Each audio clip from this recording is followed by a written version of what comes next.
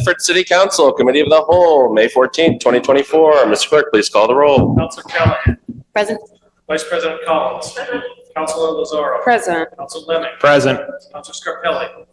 Councilor Sang. Present. Citizen Affairs. Present, 7 present, none absent. This meeting is called to order. There will be a meeting of the Medford City Council, Committee of the Whole, today at 6 p.m. in the Medford City Council Chamber, second floor, Medford City Hall, 85 George P. Hassett Drive, Medford, MA, and via Zoom. The purpose of this meeting is to discuss the annual budget process. This is preliminary budget meeting number 5. The mayor has communicated that the following departments will be present: the library and the police. So without further ado, we'll go in alphabetical order. We'll take the library. We have Director Kerr. And this is a little bit different from previous years. We are meeting with you before the budget is fully presented. This is, as I said, our 5th meeting, and we're excited to have you. We do have copies of your budgets in front of us, and I've basically been asking 4 questions of the department. 1, what was your budget request? 2, are there any programs or other additions that you didn't request this year that you would be looking at in the future? And then asking you to share kind of the narrative of your budget for your department. And at the end of the presentation, I will just note that if we see a big change from today to when the budget is presented to us, we may invite you back in June for another round. Okay. So very quickly, I will just read off here the library budget. For fiscal 24, the budget was $2,012,177. The budget this year is proposed at $2,245,111.90. And the main changes there are in our fixed cost growth category, with $104,000 involved in staff increases and moving the office manager from 30 hours to 35 hours.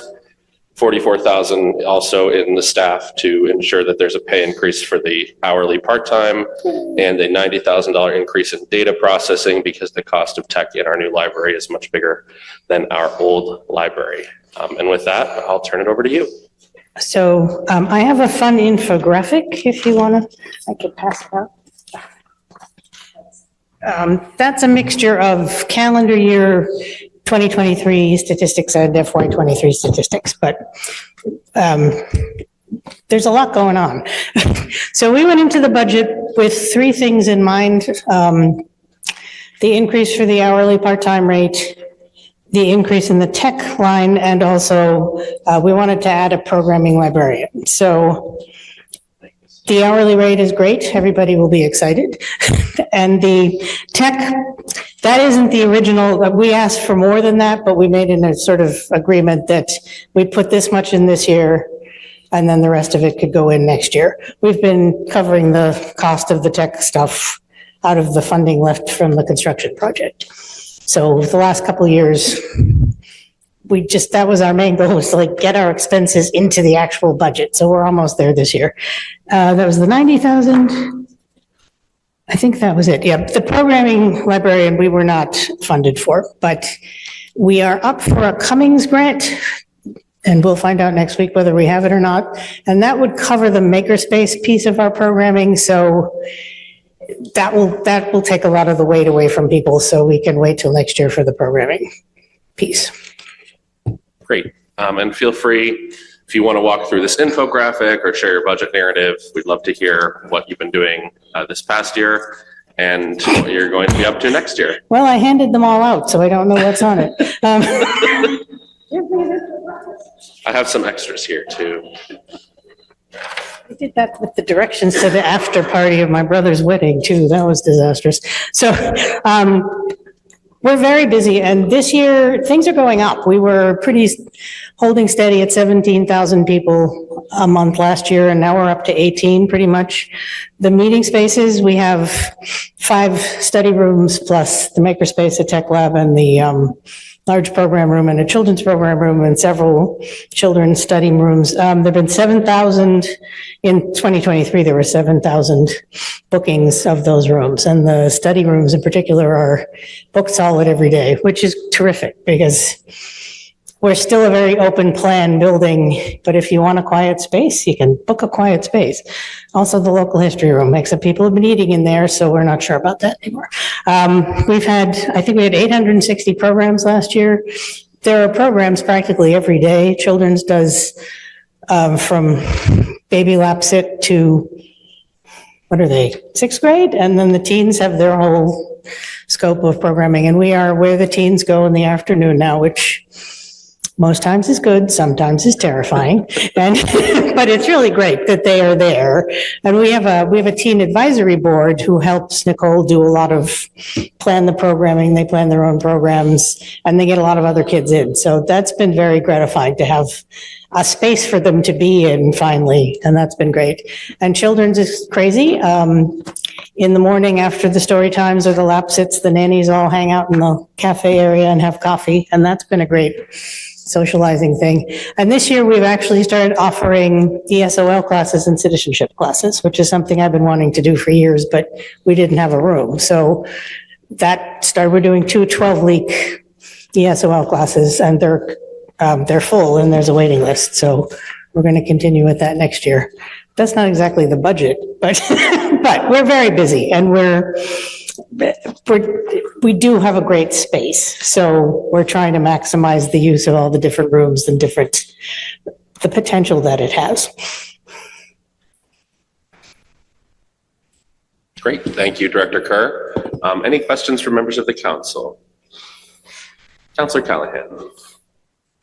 Could you just talk a little bit more about the data processing, what it covers, what the systems are? And why we don't change the name from the 1980s terminology? For us, data processing is tech, but not just physical tech. So it covers our network membership, the Minuteman Library Network membership, plus there's a cost for telecommunications and digital content. There's a shared ebook platform.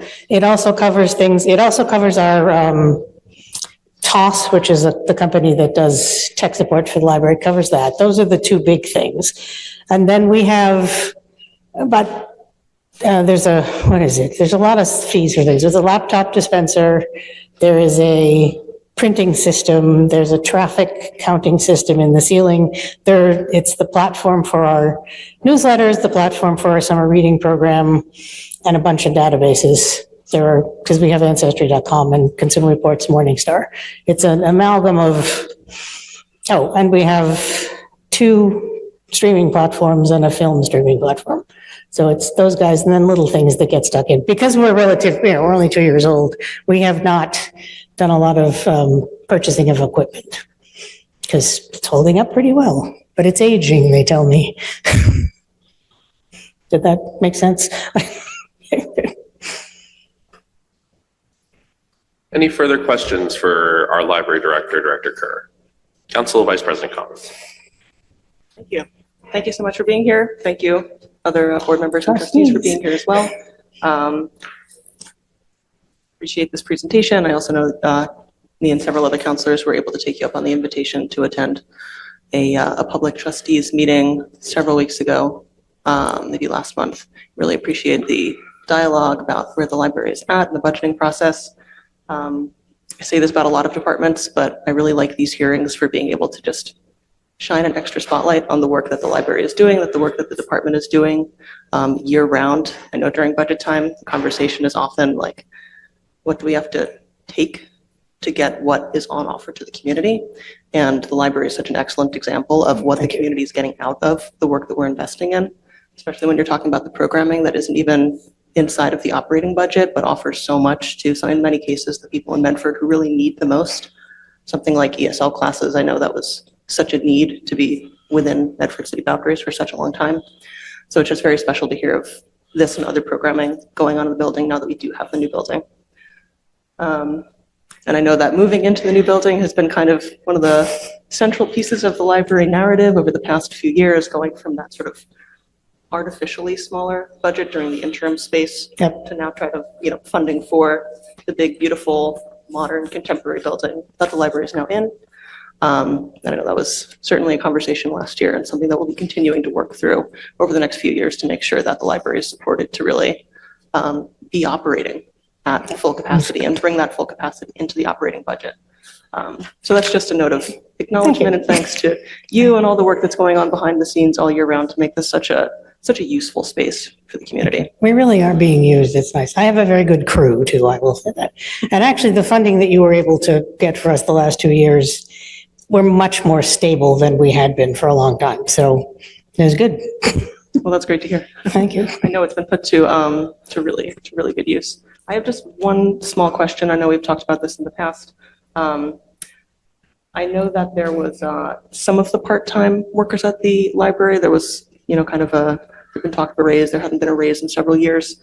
The under fixed costs, the increase that was mentioned,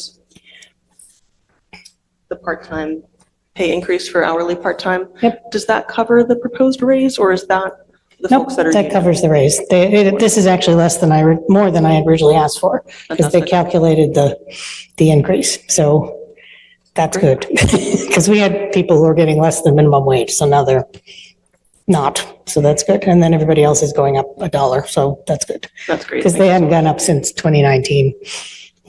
Yeah, I'm so glad that we're bringing up that baseline this year. Yeah, Do you know that's- off the top of your head, like what is the amount of the raise, like per hour or? Oh, it's $1 an hour Great.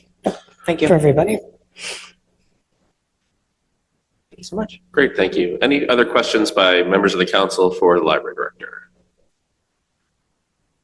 Seeing none, I have a few. Dun, dun, dun. One, I just want to confirm, there's no headcount increase in the budget as far as I could tell. The only real major change is the 30 to 35 hours for the business manager. Yep. Okay, So no new positions. got it. A follow-up on the part-time hourly salaries, you said that the last time that had gone up was 2019. Okay. And I just want to put it out there. The reason that they were making less than the minimum wage is that technically cities and towns are exempt from the minimum wage law in the Commonwealth. So it was not illegally. Sadly, the laws of the Commonwealth allow that. So I'm glad to see that that's changing. My last question is kind of a three-parter. You mentioned around new staff and programs that you'd be looking for in the future, the program librarian. Could you talk a little bit more about that, what that job does? Has that job existed in the past? And also, are there any other programs or staff that you would like to see maybe in future budgets? I know this is a tough year, so. That's the main one. That's the piece of our operation that is kind of new, because in the old building, we had one room. So we didn't have a lot that needed to be coordinated. Plus, we didn't have enough staff anyway. So everybody did a piece of the programming, and that's what we're doing right now. My assistant director does the majority of the adult programming, but there are several other people who pop in, and then children's and teens do their own. It's much expanded because we've got all these spaces now, and there's a lot of demand, and there's a lot of demand. When you only have one room, you can only have 4 or 5 things a week, and now we can have things in multiple rooms, and some nights there's 5 things. So what we've been trying to get away from the last few years is having everybody who works there do 5 jobs, because really they were hired to do 1 job. And at this point, it's pretty good, actually. This is the first time for me since 1993 that I'm only doing 1 job, that's progress. So, but this is the piece. It really would be better if there was one person focusing on all of the programming. They would be more focusing on the adult stuff, but coordinating everything, doing multi-year planning, which is not something that we do right now. We do our programming sort of quarterly, and we're still in that model because the people who are doing it are doing other things too. It's not the priority. So it is a new position, and it is a new focus, but I think it would be very valuable because we're doing so much programming and there's so much demand. And Sam, who is my assistant director, she does a lot of the makerspace stuff, but she's really limited because she's assistant director, and there's so much demand for more stuff. And so that would be good if we do that. I think if we do get the Cummings grant, the makerspace piece, we'll be able to maximize that and plan for several years. But the other stuff is still a little bit of a catch-all, depending on who has time to do a program or sit down and schedule something. And my last question, you mentioned that some of this is bringing onto the budget items that have been funded temporarily by the Medford Public Library Foundation, part of the new building. Is there anything else that needs to be brought over from that? And also, is there anything that was being funded at the library by ARPA that is being brought onto the general fund? We didn't have any ARPA. No ARPA, Nope. okay. It depends. I think I was talking to Nina, wherever Nina is. We may be combining the tech support. So if we do that, there may not be anything else that needs to be brought over. But we'll find out about that. There might be a little bit, there's still some money in that account, and it was intended for building stuff, for furniture, fixtures, and equipment. So we may use that. Like, I'd like to add a few more cameras in places, but things like that. Or I've got a little bit of furniture on order now, but it'll depend. We might need to bring over a bit more depending on how this year goes, but we may not, so. Great, that's great to Yep. hear. And there were some large expenditures the last few years just because we were moving in, and like the way we had the tech lab set up was silly. So we had to reorganize that and get some more computers and things this year, but that's a one-time expense. So I don't see anything really major coming. Great. Any further questions by members of the council? Seeing none, is there anyone in the public who would like to comment on the library budget? Any members of the boards of trustees? No, apparently not. Feeling good. All right.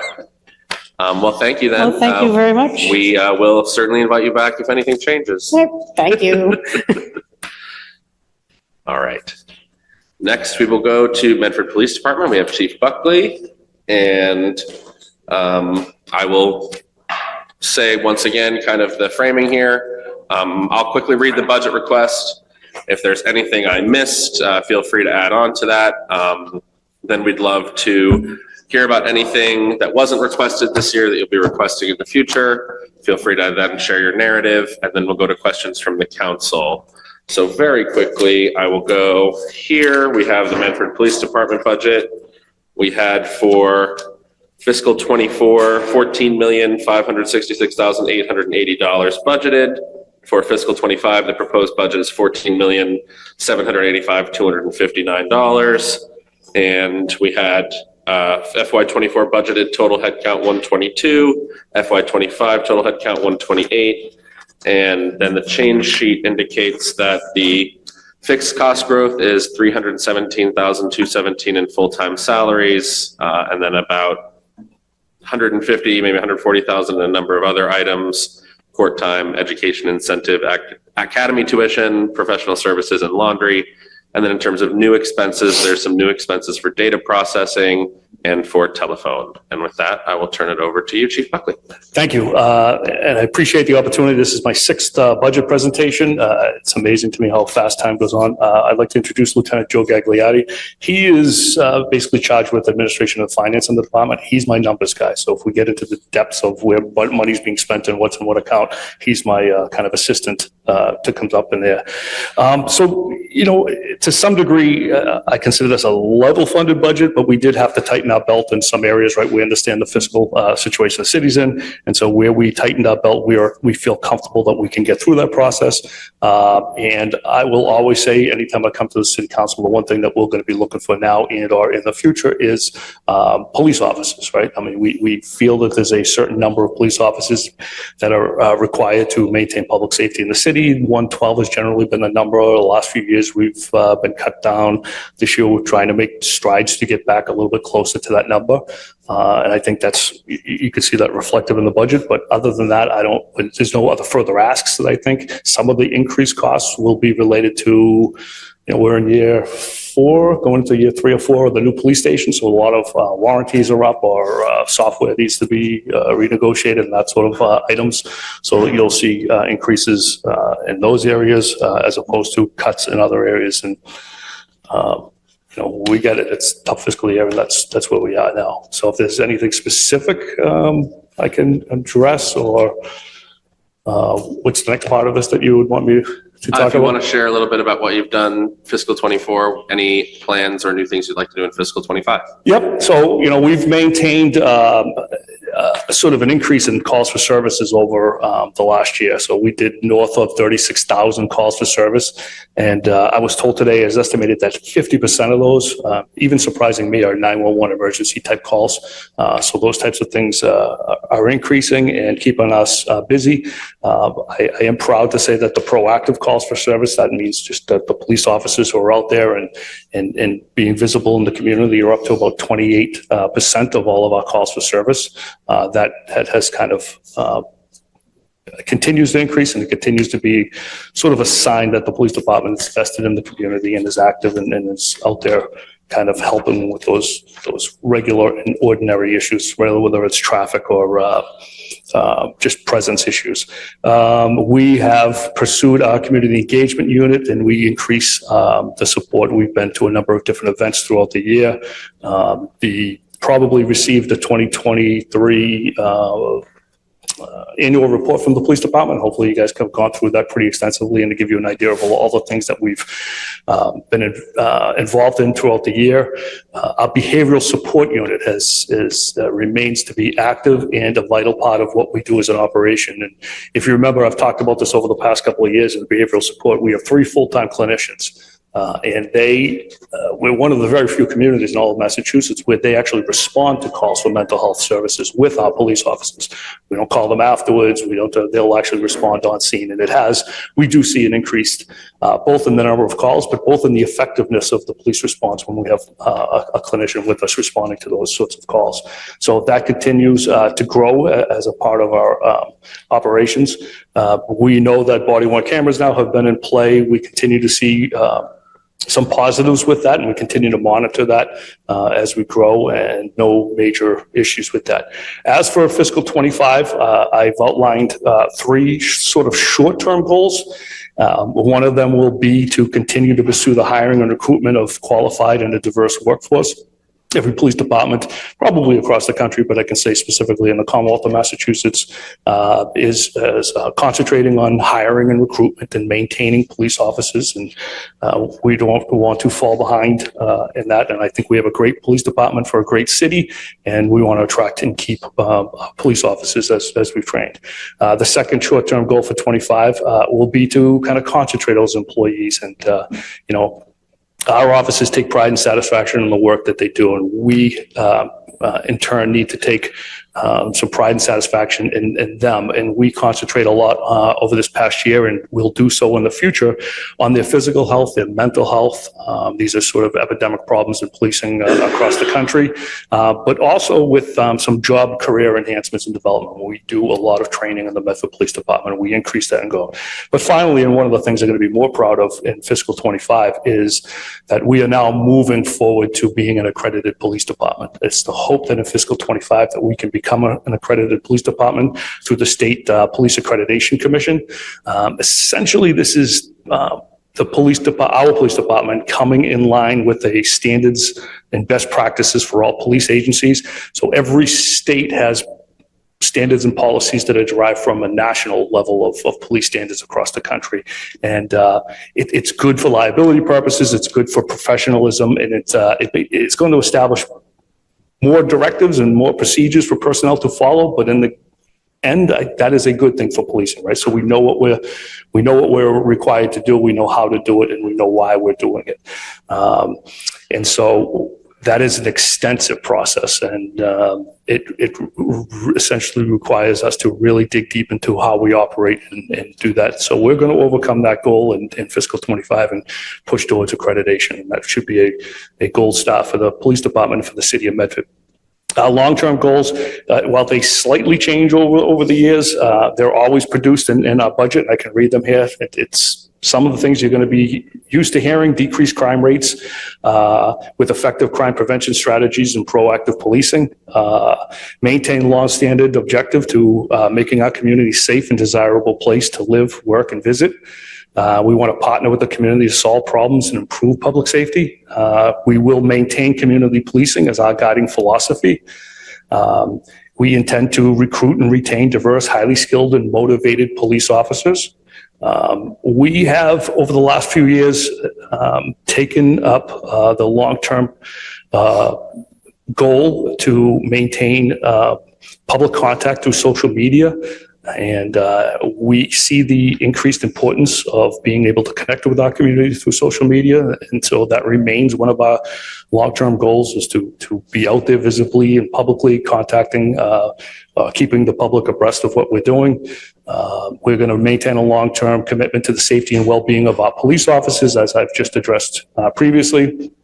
And provide quality services for the mental health crises through our behavioral support unit. If we can grow that, one of the things we are trying to do in this coming fiscal year, which I forgot to mention, is bring into our police department a recovery coach, right? So it used to be done through the Office of Prevention and Outreach. We think it's a perfect fit to bring that into our behavioral support unit in the police department. So there's some negotiations with Elliott Services and DMH and some other avenues to make that happen and increase that unit. And then, in general, those are our long-term, short-term goals. And we think we've had a pretty productive year. We continue to grow as a police department. I will take this opportunity to tell you right now that I'm very proud of the women and men of the Medford Police Department. I appreciate everything that they do every single day out there. It is not easy. I recognize that it is not easy job, but they do an outstanding job, and they're committed to what they do, and they're committed to this community. So I publicly thank them when I have this opportunity. Thank you, Chief Buckley. Any questions from members of the council? Councilor Lazzaro. Thank you for being here. Appreciate this really clearly very level funded budget here. I mean, things are going up, things are going down.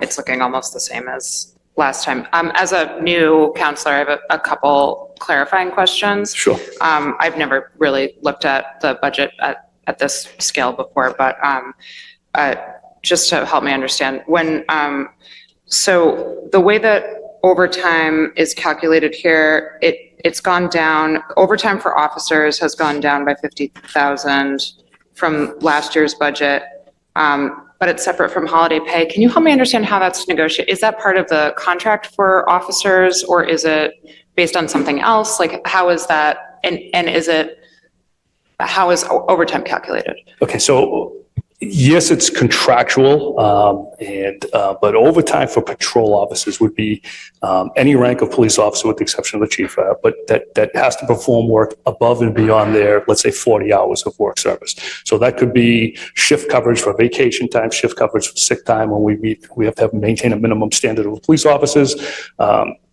But it could be could be training. We send certain people to training overtimes, and there's a separate line item for the cover on those.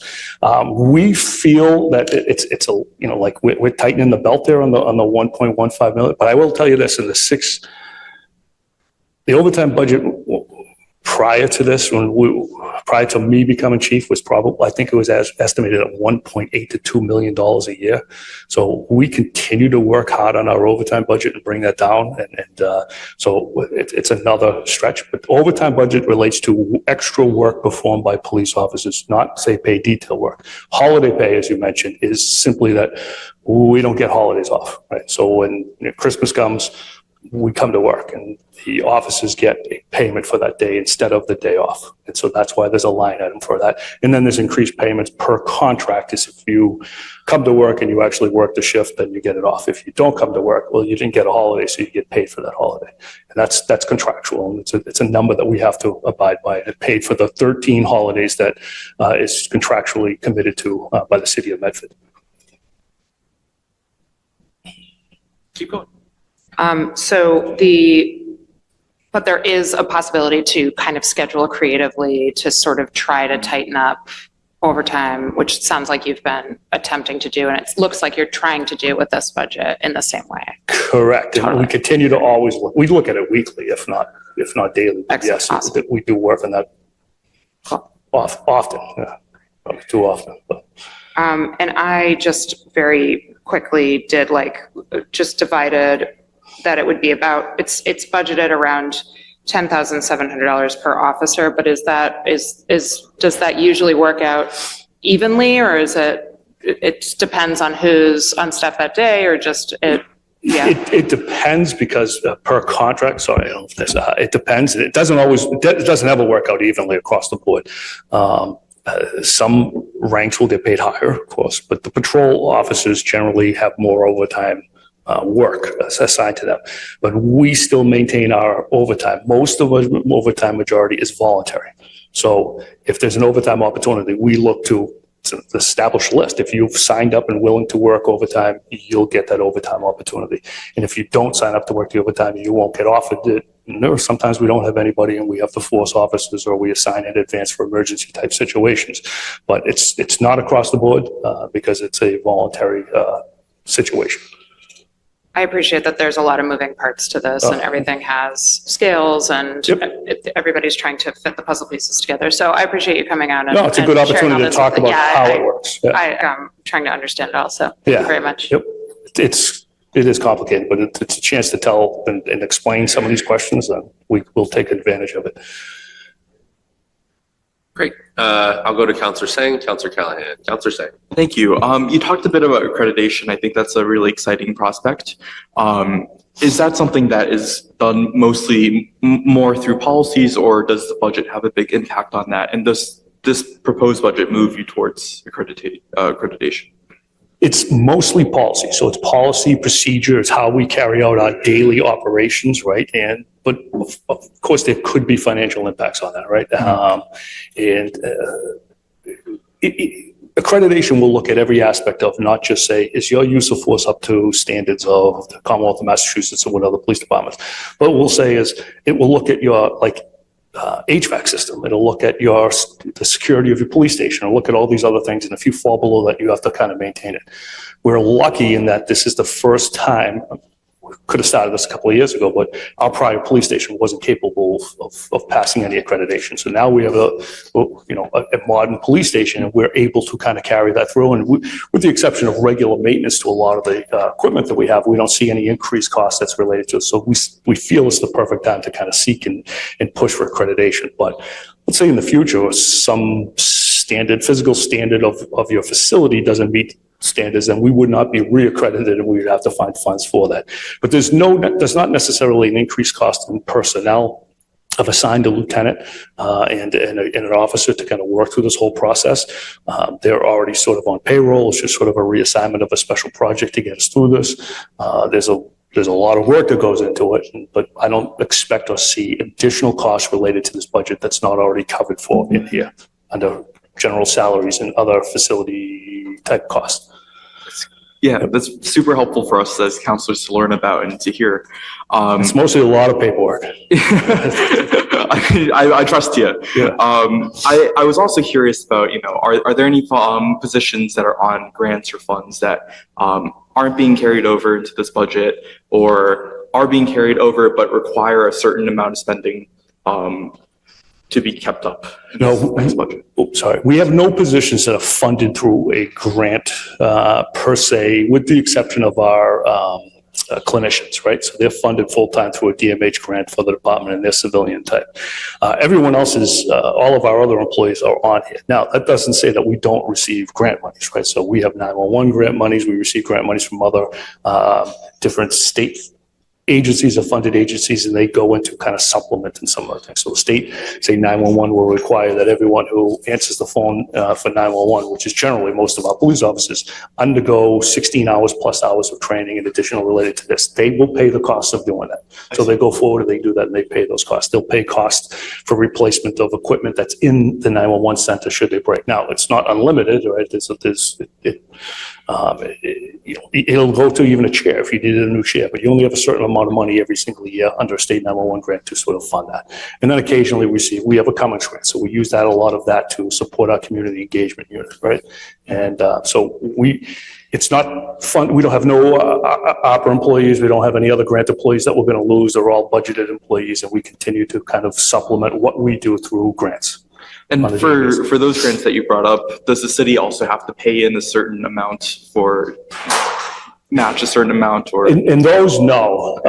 Occasionally we'll see something like, emergency management type grant where it'll be 50-50. And if we need something that we can afford to fund it that way, we'll do that. That's not a regular type basis, but I can't think of anything else where we're paying into. The grants that we get are just fully, we spend the money, they reimburse us in the same fiscal year. Great. That's essentially how they run. Thank The ones you. we're using. Thank you so much for your answers. Yep. Thank you for your service, both of you, and we really appreciate your work. Thank you. Thanks. Counselor Callahan. Thank you. Lieutenant Thank you. Gagliardi. Yes, wonderful. Thank you both so much for being here and for all the work that you do all the time. I'm just curious, again, one of the newer city councilors, about how the estimates for court time work.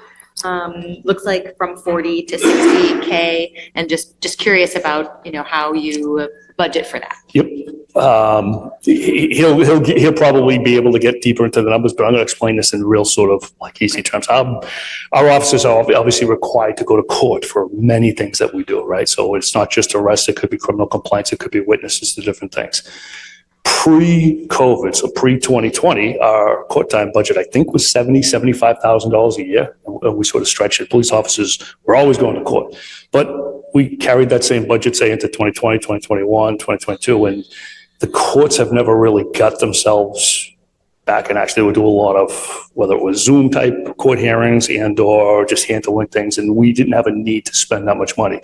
Now it's changed. Now it's starting to the uptick is to go back. So we're going to go over our line item this year in budget. We'll be able to cover it for this year, but based on that overage, we know that we have to increase for next year because there will be more officers going to courts. I don't know if you have anything you want to add, Lieutenant, but it's pretty. Ever since those changes, we just basically, Lieutenant, if you could just speak in the microphone, sorry. ever since those changes were implemented, we just basically took an average court times paid once a month on the second Wednesday, and we're just taking what the costs have been recently, once a month times 12, and that's all. That's basically it. Thanks. And thanks for asking that question because I got him to work now. At least he got to answer something. I keep him up. But yeah, I mean, there's a few items like that because of, the 2020 and 2021, the post-COVID era, it's just, we're coming back to normal now in policing and costs go up. Thank you, Counselor Callahan. Thank you, guys. Any further questions from members of the council? Council Vice President Collins. I don't have any questions. Very straightforward. Really appreciate it. But thank you so much for coming here every year and walking us through it. Oh, thank you. And thank you for, well, there might be more questions, but I do always appreciate the opportunity to talk about the police department. So it's just, Appreciate it. I have a few. So just a couple quickly. Is the accreditation through the Post Commission? Is that, or is it a private accreditation? no, but it's an interesting question. It's a private accreditation. It's a Mass State accreditation, but Yeah. your brain is working in the right direction. There is I have a lot of conversations with both the Post Commission and now the Accreditation Commission. And there's some thought that to help police departments become post certified in the future, that they should be Mass Police accredited. If you are accredited, you're already meeting certain standards and will help the Post Commission. So it is my guess that that is going to happen. Okay. But it's not a requirement right now. Kind of along the same lines, the education incentive's a pretty big chunk of your budget. Yes. Is that mostly related to officer certification and like on-duty related education, or is it kind of wide open? That is related to college degrees. Right? Okay. So there are certain collegiate degrees, criminal justice, and Yeah. we've expanded over the years. So if you have that degree, you get paid X percentage amount. It used to be the old Quinn bill that the Commonwealth of Massachusetts suddenly stopped funding. I mean, we do really feel, We'd they've like done a million, wouldn't we? like a lot of things, but we do feel that having educated police officers, right, there's a value. There's been numerous studies Yeah. on this, that educated police officers lead to better police public encounters, right? And I think it's been proven over and over again through study after study. This educational incentive simply goes towards that, right? And there's throughout the years, the language in the contract has been adjusted. So, for the first couple of years, you could get a percentage of that, but then after 3 years, you get 50% of it, 100% after 5 years. Based in degrees. But we have so many educated officers that number is higher, of course. But the other part is there's no way to really tell which police officer you currently have on your job that is seeking to obtain a degree or to increase their degree from, say, a bachelor's degree to a master's degree.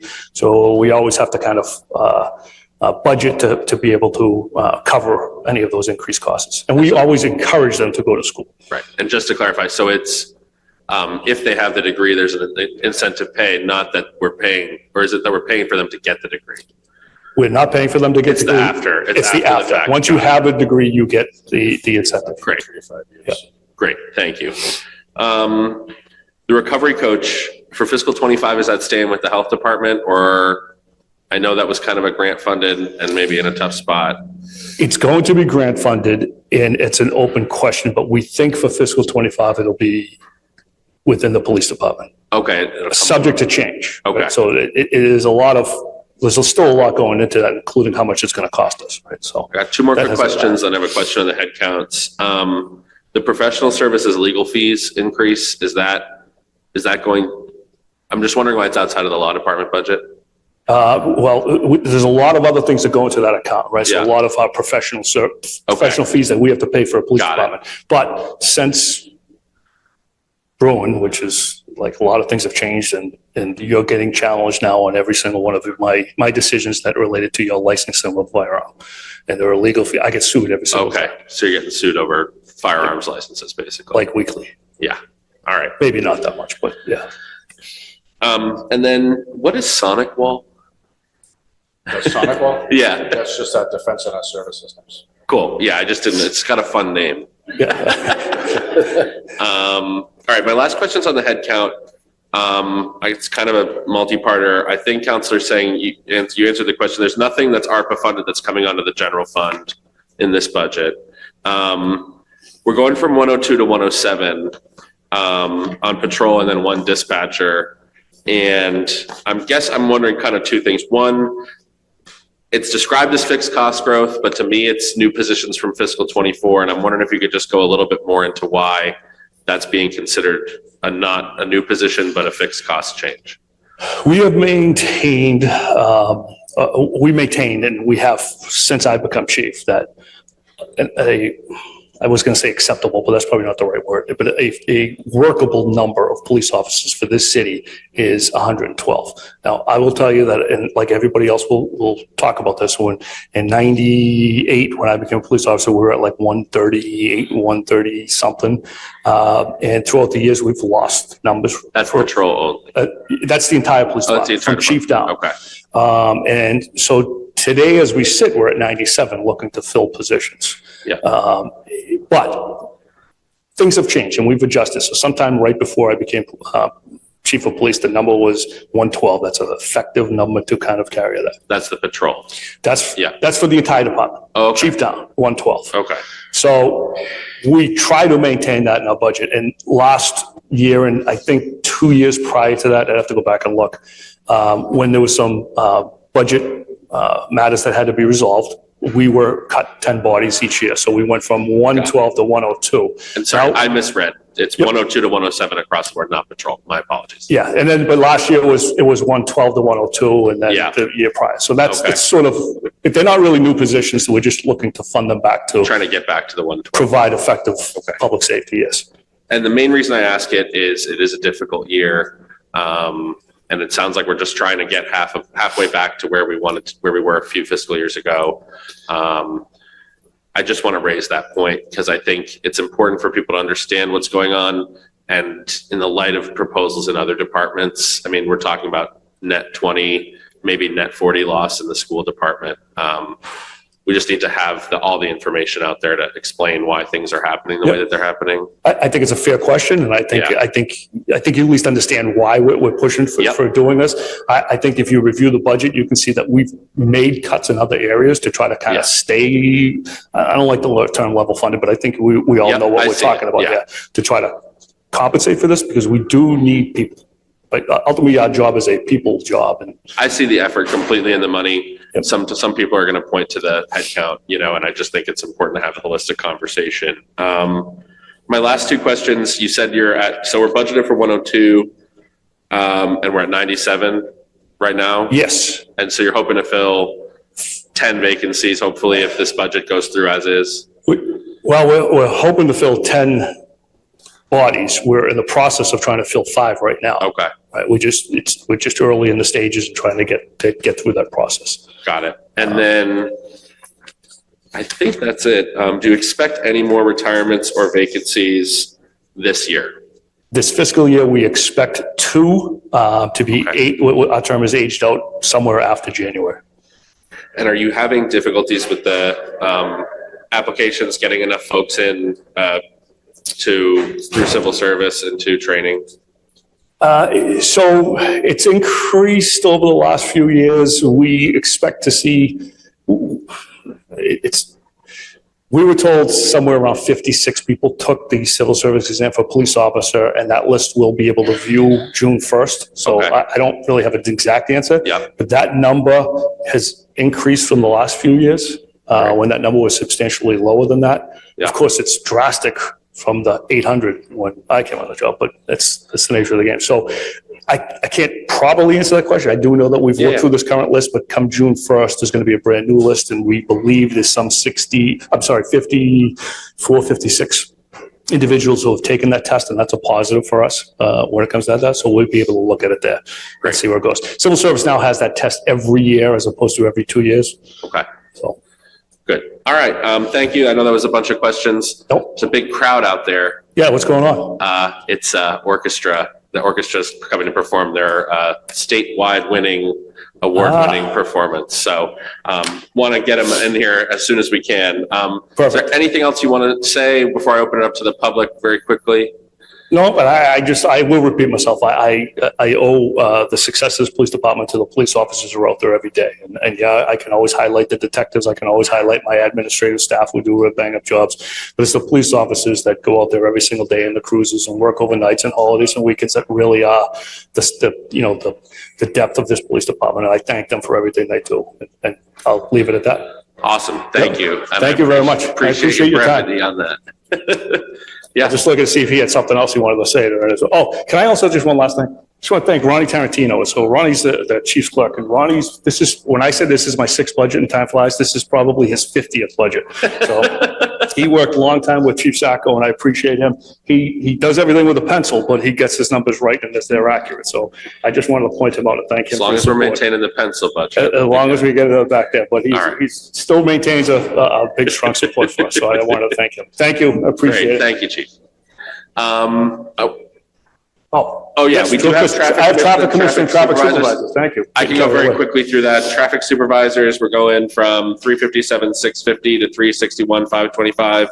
My understanding is that's fixed costs under the union contract, 2%. Correct, yes. All right. Any questions on traffic supervisors? Seeing none. On the traffic commission, we're going from 27,800 to 30,500. It looks like that's a 2,700 increase in materials. Do you want to speak to that? Yeah, in very simplest terms, the traffic commission has been extremely busy this past year, and we expect that we're going to maintain our busy. But every time we go to the traffic commission, somebody says, "Hey, can you put up, like a stop sign here, or the bike, not the bike post, the post, or any of those shallow things that cost money and funds." And so we're looking for a very small amount of increase and kind of overcome some of that burden. But that's what that funds are for. The changes that the traffic commission. Is money for the flex post coming from this budget? Not all of it. I'm using that as an example. I'll be honest, man. I don't know exactly what, but Yeah. all of the decisions we make as a traffic commission, when we ask for, like as a handicap sign, those things cost Yeah. money, and it's the struggle. We've been flat budgeted in line for that for years, and Yeah. the costs of everything are going up. And I mean, it's hard to sit in the traffic commission and say, I don't want to get to the point where I say, no, we can't put that sign up because we don't have We don't have funds. the money. The DPW does help us out. We do Yeah. go beyond this, and it does help us out with this. So there's always somewhere in there, but that's what the increase for that is for. Okay, great. That's it. Any questions on the traffic commission, Vice President Collins? Just wanted to say, between things like the Post Commission and now Flex Posts, you truly are working in an evolving field. So thank you again for your service year-round. Thank you. Yeah, I appreciate it. Wonderful. With that, I'll open up to members of the public. Is there anyone here who would like to speak on the police budget or traffic commission or traffic supervisors, either in person or on Zoom? You can come to the podium or raise your hand on Zoom. Seeing none, thank you, Chief. Thank you, Lieutenant. Thank you. Is there a motion on the floor? Thank you very much. Motion to adjourn by Vice President Collins, seconded by Councilor Callahan. Before we won't call the roll, we'll just do a voice vote.